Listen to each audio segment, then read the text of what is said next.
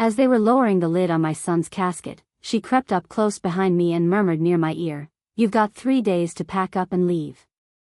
I was still clutching the funeral program in my lap, my fingers tightening on it, crumpling the corner without thinking. I didn't dare look back at her. I just sat there, stiff as a board, acting like her words hadn't reached me while the priest droned on about finding peace and closure. My boy, Adam, was gone, only 29, struck down by a sudden heart attack, the one person in this world who truly cared about me. And there I was, right beside his coffin, while his wife, Mia, stood in her fancy black dress, fake tears streaming, already plotting to kick me out. After whispering her threat, she gave my shoulder a soft pat, like she was offering me comfort. I stayed rooted to my seat. Mia stood and glided over to greet another guest. Someone behind me remarked, "She's holding up so well, poor thing, losing her husband so young." I wanted to let out a bitter chuckle, but my chest just ached instead. I kept my mouth shut through the whole service, through the final prayer, even as folks started drifting toward the reception hall. When it was time to go, Mia made a show of helping her grandmother to the car, but left me standing alone by the curb. I rode back in Adam's car with her, the faint scent of his cologne lingering, threatening to unravel me, but I was too busy trying to puzzle out Mia's intentions. She didn't say a single word during the drive. At the house, she ushered everyone inside and gave a heartfelt little speech about Adam's strength, his humor, and how much family meant to him. I stood behind the kitchen island, silent as a stone. She handed out wine glasses, raised a toast, and hugged people like she was starring in a movie about grieving widows. But I noticed things, small details. The family photo that used to sit by the staircase was gone. His old army medal case had vanished from its spot. She was already erasing him. When the guests finally left, I headed to my room, the one I'd called home for 5 years. The door was ajar. My blankets were neatly folded, the nightstand lamp unplugged. I opened the dresser, and half my drawers were empty. My jewelry box was nowhere to be found. In the closet, I saw boxes labeled "Mom's stuff." My mind reeled for a moment, struggling to process it all. I walked past the kitchen, where Mia sat at the dining table, sipping wine and scrolling on her phone, not even glancing up. I cleared my throat and asked, "Did you touch my things?" She barely looked at me before saying, "I was just tidying up. I can get you a moving company when you're ready." Her smile felt like a polite jab. I asked about my jewelry. She said, "I put some of it in the safe. You wouldn't want anything lost with all these people coming through." I shot back, "I never told you to move my stuff." She took a slow sip of her wine and said, "Adam and I discussed this. It's not personal. We just figured you'd want to go back to your sisters. I don't even have a sister, and she damn well knows it." I locked eyes with her. "This is my home," I said. She gave a little shrug. It was Adam's home. He'd want us to have room to grieve. Then she went back to her phone, like I was invisible. I walked away before I said something I'd regret. Back in my room, I checked the drawers again, trying to keep my cool, trying to think straight. The box I kept under the bed was missing. I opened the closet and found a bin labeled "Old Docs." I dragged it down and rifled through it, receipts, junk mail, warranty papers. Then I spotted it, my file folder with medical records, bank papers, and my passport. My heart pounded as I kept digging. The deed, the one with my name on it, the one Adam made sure we filed together when they bought this house and I chipped in for the down payment after he lost his job, wasn't there. I checked twice. Mia's voice drifted from the hall. "Hey, you want this leftover salad, or should I chuck it?" I didn't answer. My hands were trembling now. The deed was gone. The next morning, the kitchen was quiet, the coffee's aroma already faded by the time I walked in. Mia sat at the dining table, tapping away on her laptop like it was just another Thursday. She glanced up and said, "Good morning. I'm just looking at some mover quotes for you." I opened the fridge, noticing my labeled containers were gone, replaced with her neatly stacked Tupperware. "I never asked for movers," I said. She flashed a smile without meeting my eyes. I know, but you mentioned wanting to do things on your own time, so I thought I'd help out. She sipped her coffee and clicked something quickly. I wandered into the living room. Adam's old recliner was gone, swapped for a shiny, fake leather chair. His favorite blanket was folded and shoved behind the TV stand, like something you'd toss to a dog. What happened to Adam's recliner? I asked. She shrugged. It was worn out, didn't match the room anymore. I stared at her. It's only been 5 days. Her face tightened. 6 days, Emma. I'm not sitting in a dead man's chair. It was the first time she'd said his name, and it sounded hollow, like it meant nothing to her. I turned and stepped outside just to catch my breath. Sitting on the porch steps, I pulled out my phone and dialed a lawyer Adam had recommended years ago when we updated our wills. The secretary said he could see me that afternoon. I didn't tell Mia where I was headed, I just left. Mr. Hayes, the lawyer, remembered Adam right away. Good man, he said, shaking his head. I'm so sorry. I laid out everything, how Mia was pushing me to leave, how my name was on the deed, how the document had vanished. He asked how long I'd lived there. 5 years, I told him, since they bought the place. He asked if I had proof I'd contributed to the down payment. I mentioned the cashier's check and that I still had the receipt. His eyes brightened. That could be enough, he said. I asked him to explain. He told me that if my name was on the deed and I had evidence of my financial contribution, Mia couldn't legally force me out. He advised me to find that cashier's check and, if possible, the original purchase paperwork. I thanked him and drove home, my hands gripping the wheel so hard my knuckles turned white. When I got back, Mia was pacing near the hallway, talking on the phone. No, she's clueless, she said, her voice dropping when she saw me. It's taken care of. I brushed past her and headed straight to the attic. Adam had stored boxes up there from before he and Mia got married, old school records, tax files, moving documents. I climbed up, my heart racing, and started tearing through boxes. Dust flew everywhere. I found his college stuff, his military records, and then a box labeled home purchase. My breath caught in my throat. I pulled it out, sat on the attic floor, and started flipping through, closing statements, insurance papers, loan approvals. Then I saw it, a manila envelope labeled Final Deed. I opened it and stared. There it was, my name, my signature, Adams, dated April 12, 2019, notarized, and officially filed. I sat there for a moment, letting it sink in. Mia was either clueless or banking on me not finding it. I slipped the folder inside my coat and climbed down. Mia was standing at the bottom of the attic ladder, eyebrows raised. Digging for something? She asked. I met her gaze. Just some old papers, nothing big. Her smile was tight. Good. I wouldn't want you getting overwhelmed. Then she turned and sauntered toward the kitchen, like we hadn't just locked horns in a silent standoff. That evening, I made duplicates of the deed and saved a digital copy in an email folder labeled, for lawyer only. I wasn't naive, she thought she had the upper hand, but I'd just gained some ground. I had to tread lightly, though.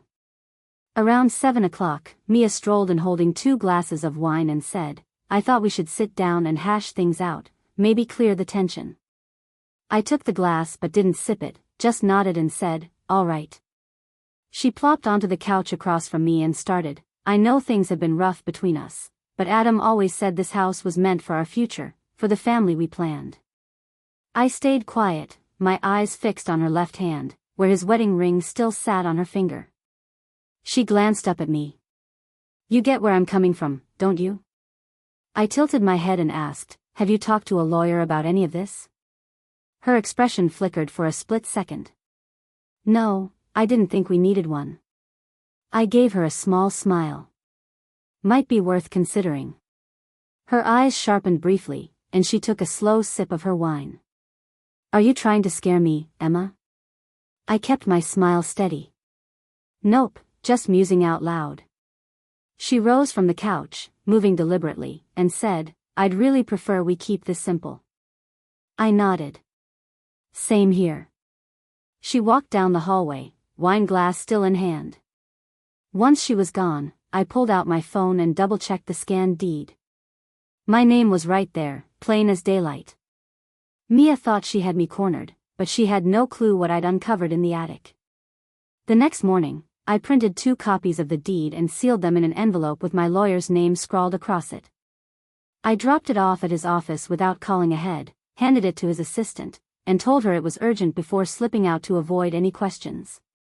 Back home, I found Mia in the garage, rearranging shelves like she'd already moved past her grief. She glanced up as I pulled into the driveway. "Hey," she said, all casual. "Just clearing out some clutter. That cool with you?" I gave a quick nod and headed inside, acting like I didn't notice Adam's fishing gear was nowhere to be seen. In my room, I tugged open the top drawer of my nightstand and found it locked, something it had never been before. I grabbed a flathead screwdriver and jimmied it open. My prescription bottle was gone, along with the small envelope where I kept some cash. She was making it clear, my privacy didn't matter anymore. I sat on the edge of my bed, breathing slow and sharp through my teeth until the fire in my chest settled. Then I did something I hadn't had the heart to do since Adam passed. I went to his office and opened his filing cabinet. In the 3rd drawer, I found a folder labeled Refinance Options. Inside were recent mortgage statements, dated October 14, 2024, with both my name and Adam's, less than 8 months old. That was huge. Mia's name wasn't on them, not even after the refinance. I snapped a quick photo and uploaded it to my cloud for safekeeping. From the hallway, I caught Mia's voice on speakerphone. "Yeah, she's still hanging around. It's weird, but she doesn't have any real claim here." A pause, then, "No, her name's not on the current utilities or tax bills. It'll work out." I stepped into the hallway, letting my footsteps echo just loud enough for her to notice. She spun around, eyes wide. "Everything okay?" she asked, voice too bright. I replied, "You might want to watch what you say around here. These walls don't keep secrets." Then I walked to the kitchen and started brewing coffee, acting like it was just another morning. For the rest of the day, Mia kept her distance. Around 4 in the afternoon, I passed the living room and noticed the family portrait was gone, replaced by a sterile print of blue mountains and empty snow, no people, no warmth. I stared at it longer than I meant to, my heart catching in my throat. That night, she ordered Chinese takeout and left my share in a bag on the counter, no note, no acknowledgement.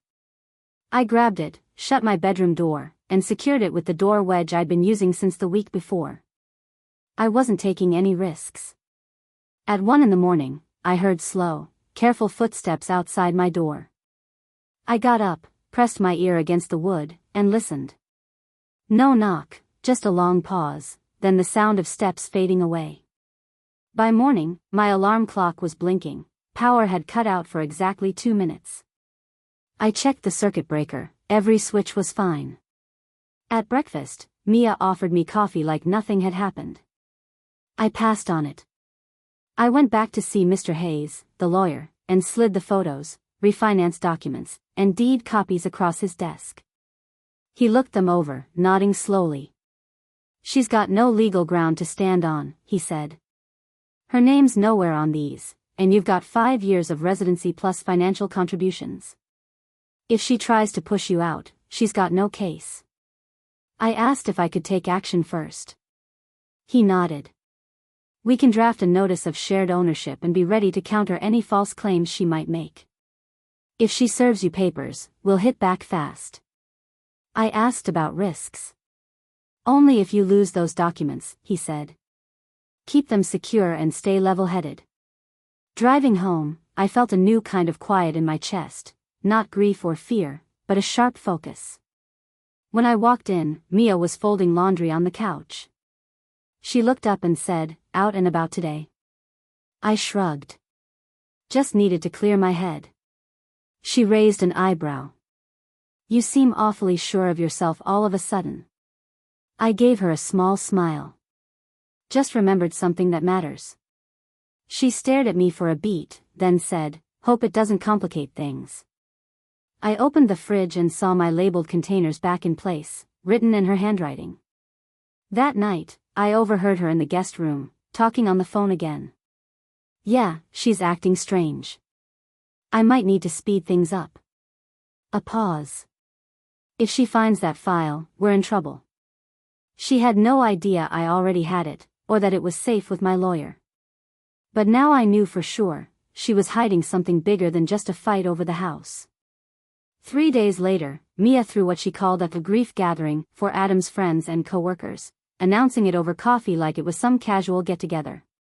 Just a way to find closure, she said, pouring almond milk into her mug while ignoring the extra one I'd set out for her. She didn't ask me to help set up, which was fine by me. That whole week, she barely spoke to me except to remind me to keep the guest bathroom tidy and to avoid sharing personal matters with anyone who showed up. The first guest, Adam's coworker Kevin, arrived just after 5. He wrapped me in a long hug and whispered, he always talked about you, said you were his rock. I nodded, swallowing back tears. Then others trickled in, neighbors, co-workers, a few of Mia's Pilates buddies. Some faces were familiar, others not. Mia glided through the room like the perfect hostess, wine glass in hand, giving little speeches about Adam's kindness and spirit. I stood by the back wall, watching her play the part while pretending she hadn't already stripped his room bare and tossed out his books. At one point during the gathering, someone asked how I was coping. I shrugged and said, I'm getting by, especially since I still call this place home. The woman's face scrunched in confusion. I added, Adam and I were co-owners of the house. Mia's taking charge now, but I'm still living here. Her eyebrows shot up. Oh, I thought Mia said it was all hers. I gave a polite smile. Honest mix-up. About an hour later, I noticed Mia eyeing me from across the room. Her lips curved in a smile, but her gaze was sharp, sizing me up. When the crowd thinned out, she approached and said, Can we have a quick word? I followed her into the hallway, and she closed the door behind us. Are you trying to stir up trouble? She asked, her voice low. I kept my tone even.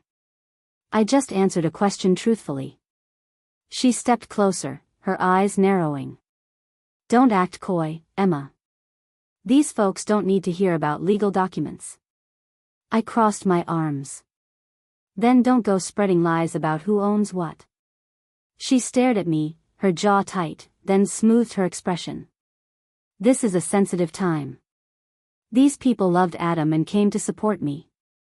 I shot back, maybe don't host a cocktail party in the house you're trying to scrub him out of. Her cheeks reddened. If you don't want to be here, you're welcome to leave. I gave her a calm smile. I'm staying right where I am. She leaned in, her voice dropping to a whisper, just like at the funeral. You think you're smart, Emma, but you don't know how this game is played. You'll wish you'd left.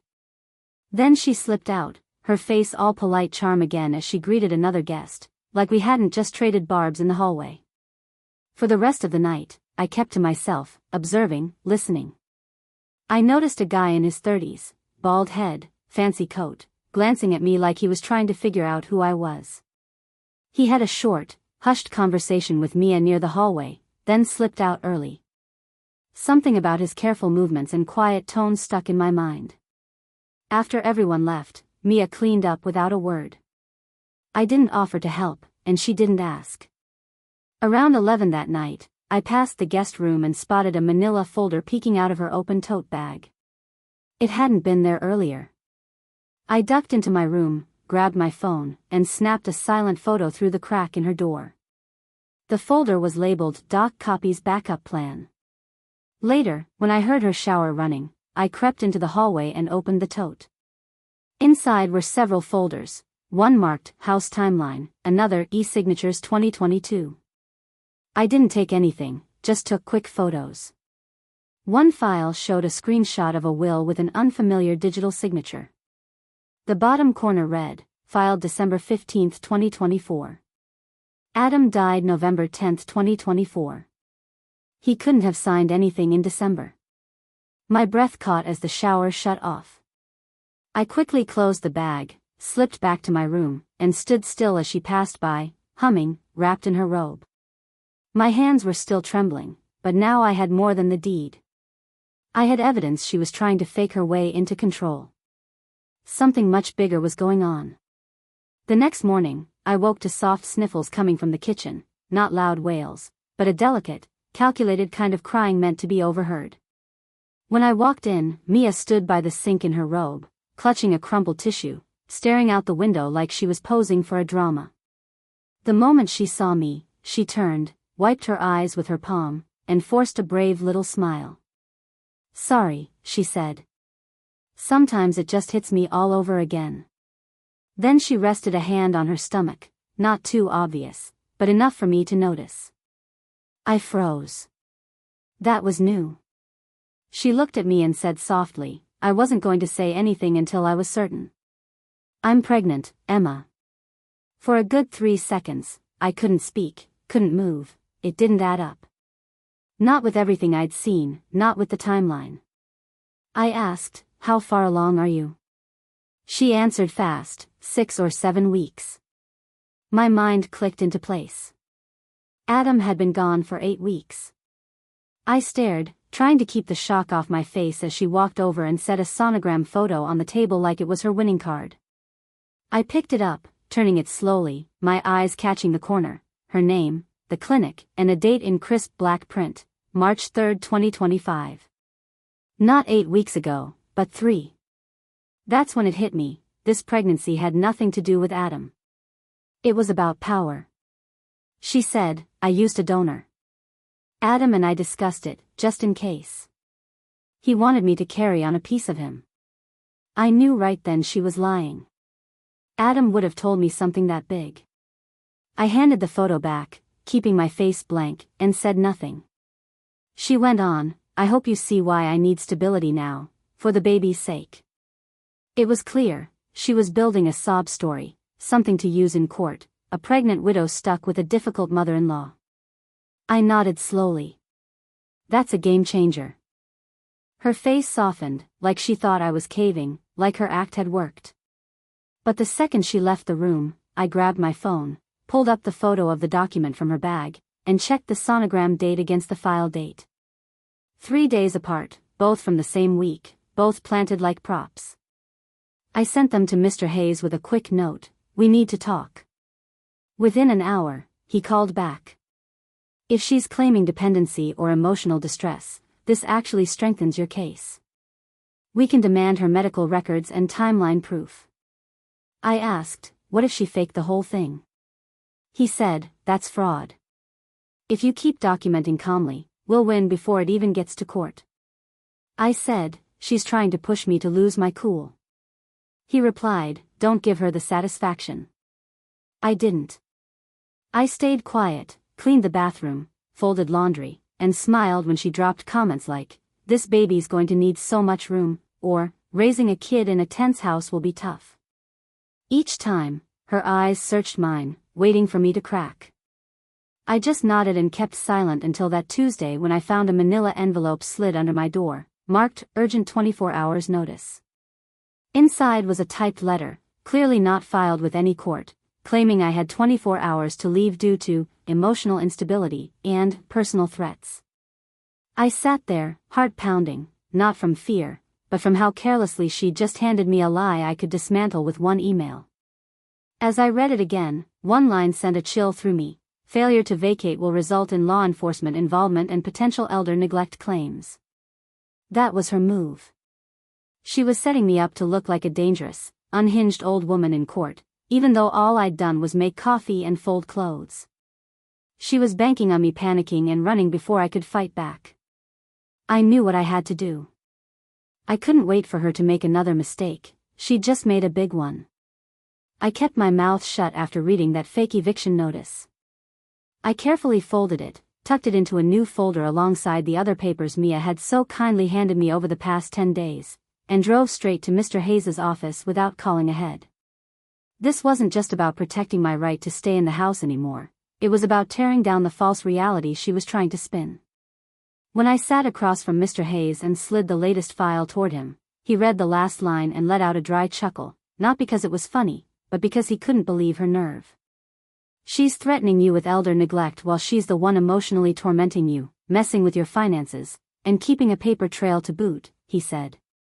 I spilled everything: the fake pregnancy timeline, the IVF clinic label with the donor date, the staged sonogram photo, the late-night phone calls I'd overheard, and how I'd nudged her into revealing things without ever raising my voice. He leaned back and said, "This isn't just a civil dispute anymore. We're in pre-fraud litigation territory now. If she's tampered with financial records or used your identity in any way, we could be talking criminal charges." I asked, "What's the quickest way to prove it?" He replied, "We file for a discovery subpoena to get her digital records, emails, texts, medical filings, bank statements." I hesitated. "Will a judge go for that?" He nodded. With the forged eviction notice, the pregnancy timeline that doesn't add up, and her lies about the deed, all backed by your documents, we've got more than a case, we've got the upper hand. I sat there, letting it sink in. For the first time since Adam's death, I wasn't just hanging on. I was about to turn the tables on the woman who thought she could wipe me out of my own home. On my way back, I stopped at a print shop and had 3 bound copies made of everything: the deed with my name, the refinance documents, the ultrasound with the wrong date, the text of her eviction threat, and a list of everyone who heard her rewrite the house's ownership at the grief gathering. I labeled the binders, "Case File Mia," stashed one in my safe deposit box, left one with Mr. Hayes, and hid the third under a floorboard in my closet, where Mia wouldn't find it even if she tore the house apart. When I got home that night, Mia was in the kitchen on a video call, headset on, laughing about some new real estate deal. "Yeah, I'll have full control of the place in a week, tops," she told the person on the screen. I froze behind the wall, my heart racing as it hit me. She wasn't just fighting for the house out of grief or desperation. She was planning to flip it, maybe sell it off, and she wasn't even planning to stay long-term. It was all about the profit. I stepped into the kitchen, making sure she saw me. I didn't say a word, just grabbed a water bottle from the fridge and held her gaze until she hung up. She turned slowly and asked, "Something you need?" I said, "Just a heads up. If another envelope shows up at my door, it better have a court stamp. Anything else goes straight to my lawyer." Her eyes blinked rapidly, like I'd caught her off guard, and she said, "What, you're threatening me now?" I kept my voice steady. "You started this paper chase, Mia. I'm just playing by legal rules." I walked away before she could fire back. That night, I did something I hadn't tried before. I logged into Adam's old email account, one he'd given me access to years ago when I helped him with job applications. The password, his favorite song lyric plus his military service number, still worked. There wasn't much in there, just old job emails and bills. But then I found a flagged folder labeled Estate. Inside were PDFs, including one called Draft Will October 2024. When I opened it, my breath stopped. The signature at the bottom wasn't Adam's handwriting. The notary seal looked copied and pasted. Worst of all, the document named Mia as the sole heir and property owner, with no mention of me, dated November 3, 2024, just a week before he died. The metadata showed it came from Mia's computer, not Adam's, not a lawyer's, just Mia K. Drafts. I sent the file to Mr. Hayes with a simple note: "She forged his will." I didn't hesitate as I hit send. The next morning, before I could even finish my toast, Hayes called, his voice steady but serious. "We're filing today," he said. That was the moment everything shifted from quiet defense to full-on attack. We had digital proof of forgery, intent to defraud, and manipulated legal documents tied to her computer. He laid out the plan: file a motion to block any transfer of the property title, request a court review of the will, submit a fraud alert to the probate court, and place a protective notice on the house to stop any sneaky sale or refinance attempts. "You don't need to confront her," he said. "The court will handle notification." I nodded, though he couldn't see me, relieved that someone else was stepping in to fight for me in the home I'd helped pay for. By noon, Mia must have sensed something was off because she got oddly nice, offering to cook lunch and asking if I wanted to go shopping for baby stuff. When I declined, she tilted her head and asked, "Are we okay?" I just smiled and said, "Time will tell." That afternoon, while she was out, a process server called and said, "We're delivering papers today. Don't get involved." I replied, "Believe me, I won't." Around 4 o'clock, Mia pulled into the driveway in her shiny new SUV, carrying a single shopping bag. As she stepped onto the porch, a man in a gray jacket got out of his car, walked up, and said her full name in a calm, professional tone. She froze, said, "Yes," looking puzzled. He handed her a thick envelope and said, "You've been served. Probate fraud and property injunction." Her mouth fell open. "What the hell is this?" she asked. He replied, "You'll need to read it," and walked off without another word. I watched from the living room window as she stood there, gripping the envelope like it weighed a ton, staring at the court seal. Then her eyes darted toward the house, locking onto me.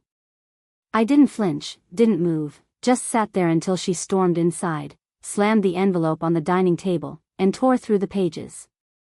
I heard her mutter, "No, no, no," then louder, "She's lying. It's all lies." She spun toward me and shouted, "What did you tell them?" I stood up, calm as could be, and said, "I didn't tell them anything.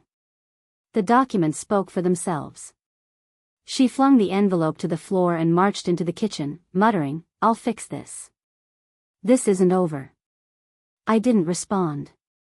She wasn't talking to me anymore, she was talking to a world that had finally told her no. That evening, Mia stayed holed up in her room, not eating, not talking, not even stepping out. The next morning, I caught her pacing the front yard, phone pressed to her ear, her voice sharp as she hissed, "Find me a lawyer who can squash this, fast." Then, "I don't care about the cost, she's just some old lady." I stood on the porch, arms crossed, making sure she knew I'd heard every word. 2 days later, the court set a preliminary hearing for May 28, 2025, to settle the will's validity and the deed's ownership. Mia showed up in a cream blazer, clutching her fake ultrasound photo like it was her shield. Her lawyer launched into a soft-spoken act about her widow's grief and her need to protect her future as a mother. But Mr. Hayes cut through it with hard evidence, a side-by-side of Adam's real signature next to the forged one she'd submitted, metadata from her laptop showing she'd edited the document herself, and refinance records that left her name out entirely. Then came the clincher, the deed, filed April 12, 2019, with my name and Adam's, untouched by Mia in any legal way. When Hayes declared, "Your Honor, my client has been a co-owner of this property from the start," the judge leaned forward, studied the documents, and said, "Counselor, this is crystal clear." I watched Mia deflate, her shoulders slumping, her lips twitching like she was fighting the urge to yell.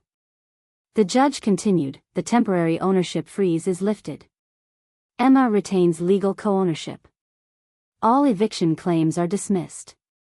The will is now under fraud investigation."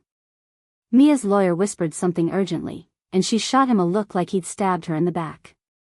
I stood there, calm and steady, not gloating. This wasn't about winning, it was about the truth finally breaking through.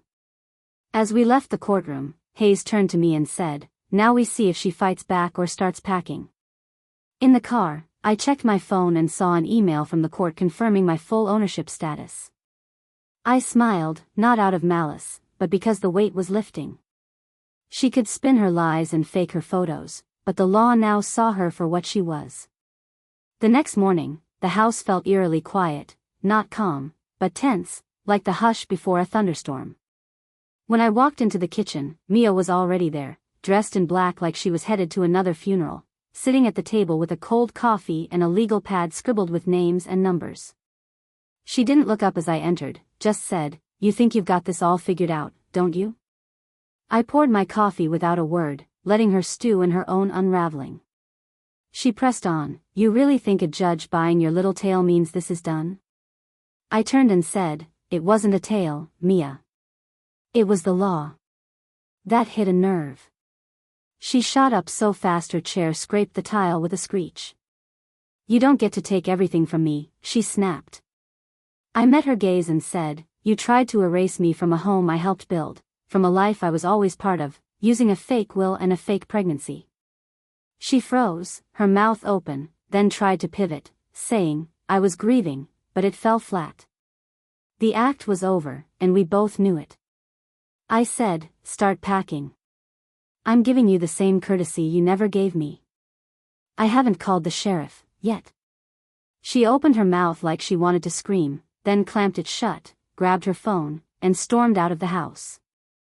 I sat down, sipped my coffee, and for the first time in weeks, it didn't taste like fear. The house stayed quiet for hours after that, a deep kind of quiet, like I could finally breathe after months of holding my breath. I went into Adam's old room, shut the door, and sat on the edge of his bed, staring at the empty bookshelf and the walls he'd painted himself. I whispered, "We're all right now, baby. I swear." Then I opened his top drawer, one I hadn't touched since the funeral, and found something unexpected, a folded piece of paper, handwritten, and signed, in Adam's handwriting, dated October 20th, 2024. It began, "If something happens to me, I need you to know I'm sorry." My chest tightened as I read on, each line heavy with his guilt and frustration. He wrote about how Mia had pushed people away, how he knew she was manipulative but thought he could fix it, how he felt trapped, unable to talk to me because she made him feel like he had to pick sides. At the bottom, he wrote, "Don't let her take it all. This house was always ours, not hers. Do what you need to, Mom." My hands shook, not from sorrow, but from a sudden clarity. Even after he was gone, Adam had left me the final word. I scanned the letter into my phone and locked it in my drawer beside the deed. By sunset, Mia came back, her face burning with anger, and said, "You'll regret this. I'll go to the papers. I'll tell them you harassed a grieving widow." I replied, "Then I'll show them the ultrasound dates, the will metadata, and the letter Adam wrote."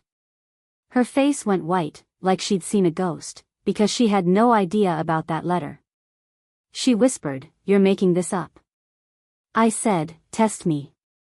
She spun around and stormed off, slamming her door so hard a picture frame crashed off the hallway wall.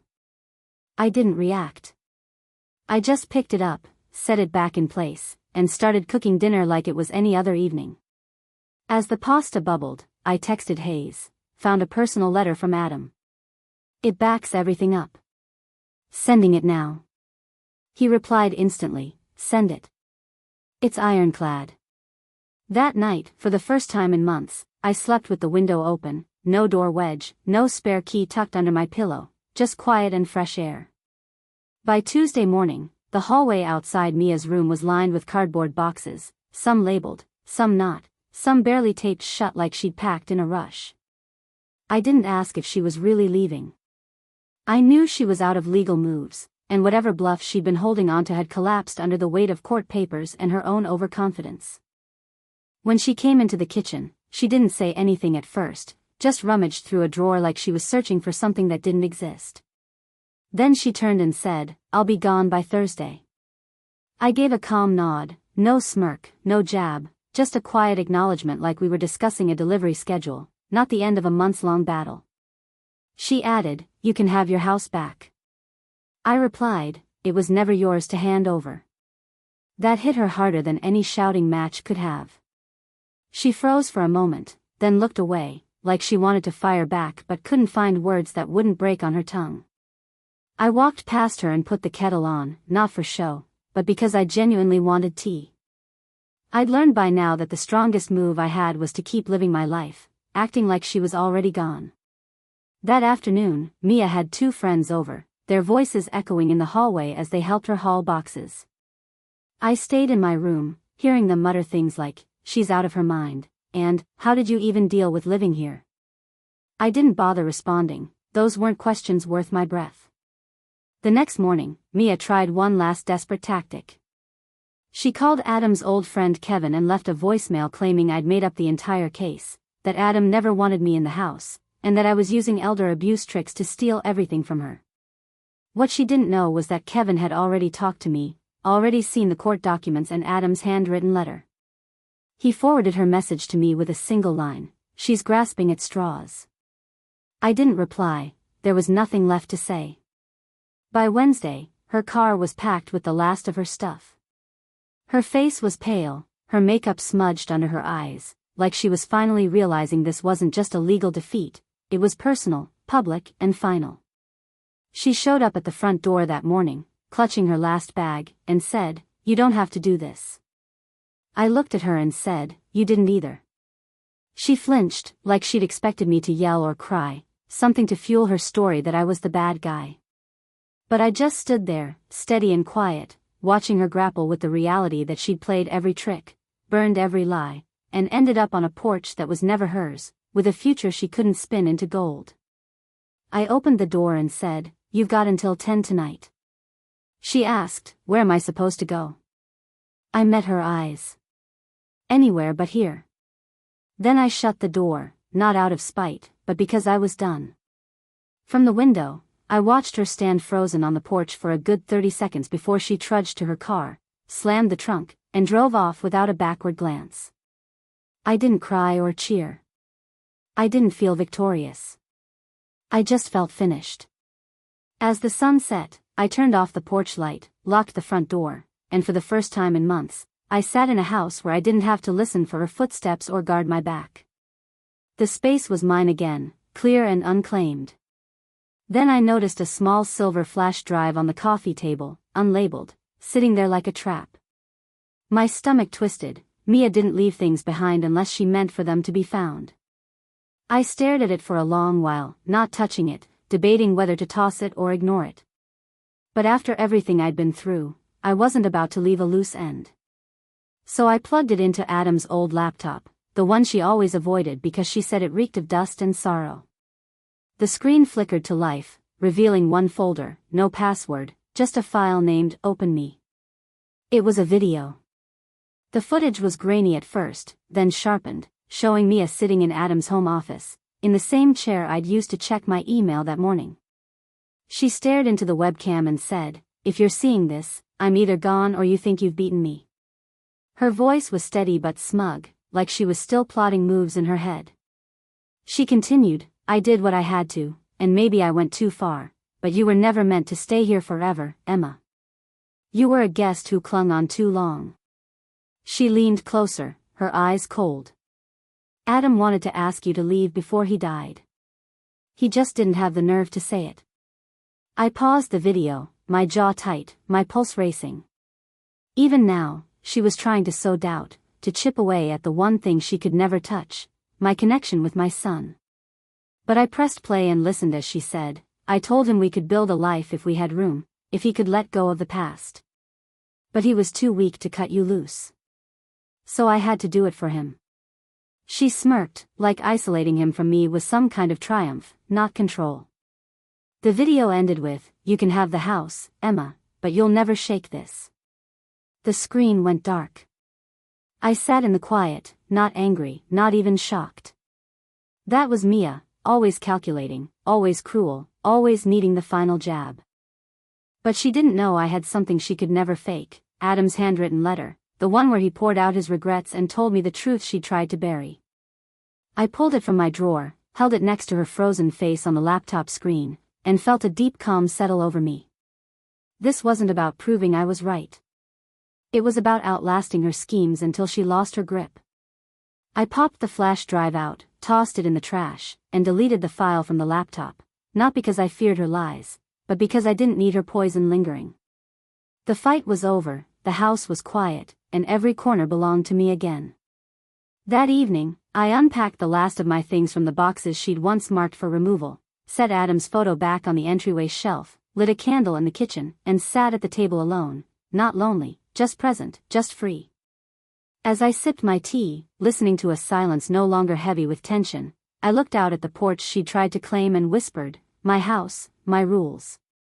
I smiled, not because I'd won a battle, but because for the first time since Adam's funeral, I could breathe in a space that was wholly mine, not because I fought for it, but because I never let her steal it.